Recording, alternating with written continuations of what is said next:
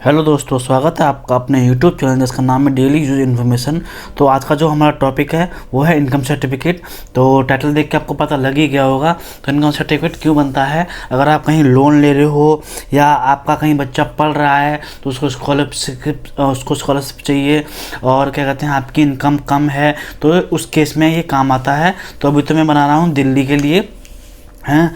तो फॉर्म कैसे भरते हैं, क्या क्या स्टेप है, क्या क्या चीज़ आती है, क्या क्या चीज़ डालनी चाहिए, ये इस वीडियो में आपको सब चीज़ पता लगेगा। तो सबसे पहले ये है फॉर्म, इसका लिंक आपको वीडियो के डिस्क्रिप्शन में मिल जाएगा। आप ये वहाँ से इसको डाउनलोड कर सकते हैं। तो यहाँ पे आपको लगाना है फ़ोटो और यहाँ पे आपको अपना देना है आधार नंबर। जो भी आपका आधार नंबर है यहाँ आपको वो देना है, ठीक है।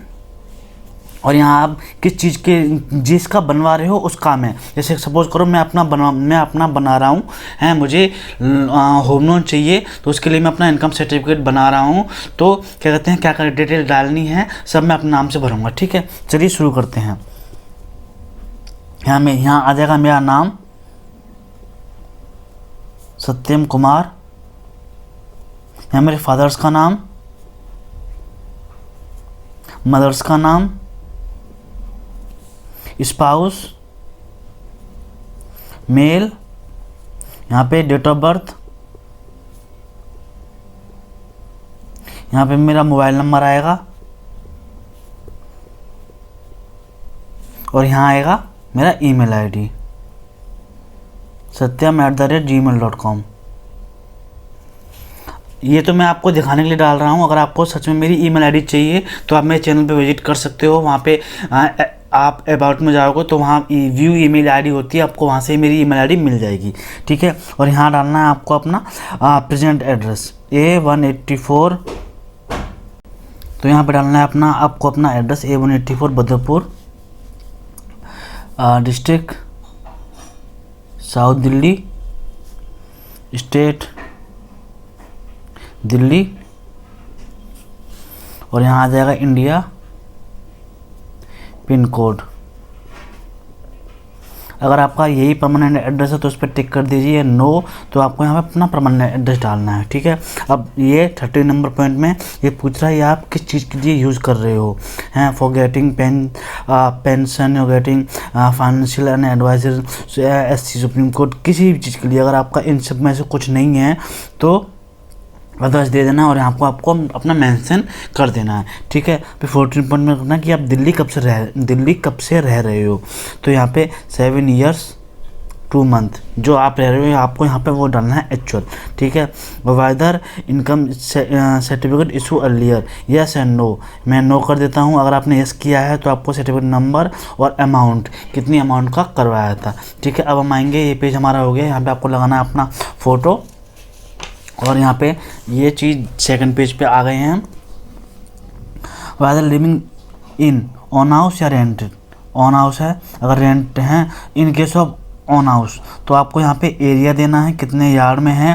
अगर नंबर ऑफ़ फ्लोर हैं, नंबर ऑफ़ फ्लोर कितने हैं 2 हैं, और टोटल इनकम कितनी आती है मंथली रेंटल जो आता है। अगर आपने रेंट दे रखा है तो हैं, तो मान के चलते हैं 10,000 आता है तो आप 10,000 हैं। 2 फ्लोर दे रखे हैं 3 फ्लोर का है, 2 फ्लोर आपने रेंट पे दे रखे हैं, 1 फ्लोर में आप खुद रहते हो, यहाँ मैं 3 कर देता हूँ। तो आपको ये ऐसे भरना है और यार कितने गज का है ये आपको इसमें डाल के दिखाना है। अगर रेंटेड है तो रेंट पे करेंगे तो यहाँ पे इन केस ऑफ रेंट हाउस तो यहाँ पे मंथली रेंट दिखाना है कि आपका मंथली रेंट कितना जाता है, 2,000 या 5,000 जो भी है, ठीक है।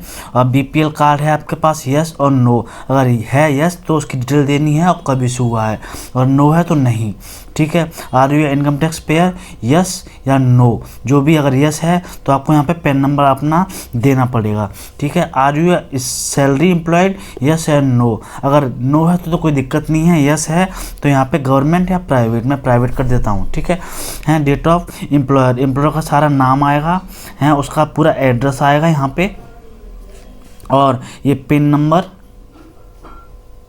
यहाँ पे टेलीफोन आएगा हैं। इफ़ नो, अगर आपने नो किया है तो यहाँ ऑक्यूपेशन, आप कुछ ना कुछ तो जॉब करते होंगे, क्या जॉब करते हो आपको यहाँ पे वो डालनी है, और उस जॉब से या उस ऑक्यूपेशन से आपको मंथली इनकम कितनी होती है आपको वहाँ यहाँ ये डालना है।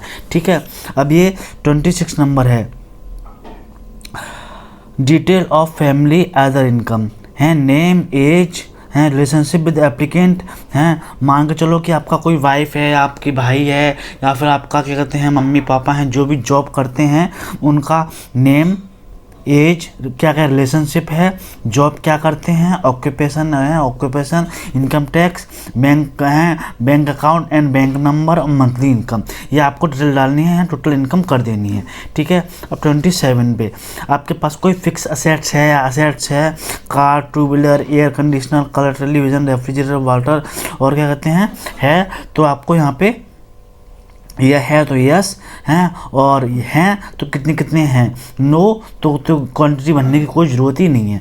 ठीक है, अब आते हैं थर्ड पेज पे जो है आखिरी।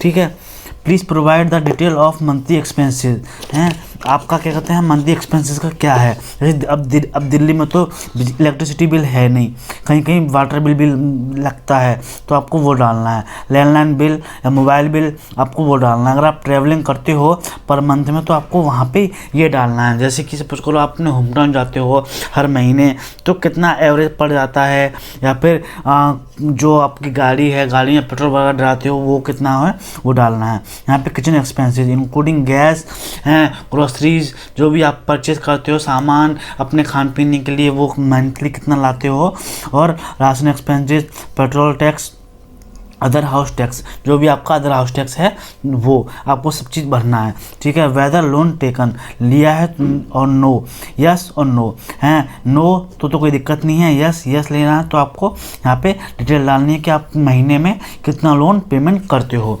ठीक है, तो यहाँ पे आपका आएगा चिल्ड्रन, मेरे तो कोई बच्चे हैं नहीं अभी, अगर आपके हैं तो एक है, उसका नाम, स्कूल और मंथली फ़ीस कितनी है, ये सब चीज़ें डिटेल डालनी है। अब ये टोटल मंथली एक्सपेंसेस 18, 28, 29, 30 में हो गया बच्चों की स्कूल की फ़ीस, 29 में हो गया लोन, और 28 में हो गया ये क्या कहते हैं आपके हाउस कैश, जो घर के खर्चे होते हैं रोज़मर्रा ज़िंदगी के वो, ये 3। और ये 18 नंबर पे क्या पॉइंट था, 18 नंबर पे था क्या कहते हैं आपका अगर कोई रेंट जाता है, रेंट, आपके घर के खर्चे, आपका लोन और आपका क्या कहते हैं बच्चों की स्कूल की फ़ीस, चारों को टोटल करके आपको यहाँ लिखना है। ठीक है, अगर इनमें से कोई चीज़ नहीं है तो उसे छोड़ देनी है। Monthly income from family from all sources. ठीक है, यहाँ पे ये जो पॉइंट पॉइंट जो मैंने आपको बताया था कि 26 नंबर का जो पॉइंट है उसकी जो टोटल इनकम है वो आपको यहाँ पे डाल देनी है। ठीक है, बस ये हो जाएगा। इसके बाद आइडेंटिटी प्रूफ में क्या देना है, आधार कार्ड दे सकते हो, PAN card, passport, voter I D card, any government recognised document. ठीक है, और प्रेजेंट एड्रेस प्रूफ में Aadhaar card, passport, water bill, telephone bill, rent agreement, voter I D card, ration card.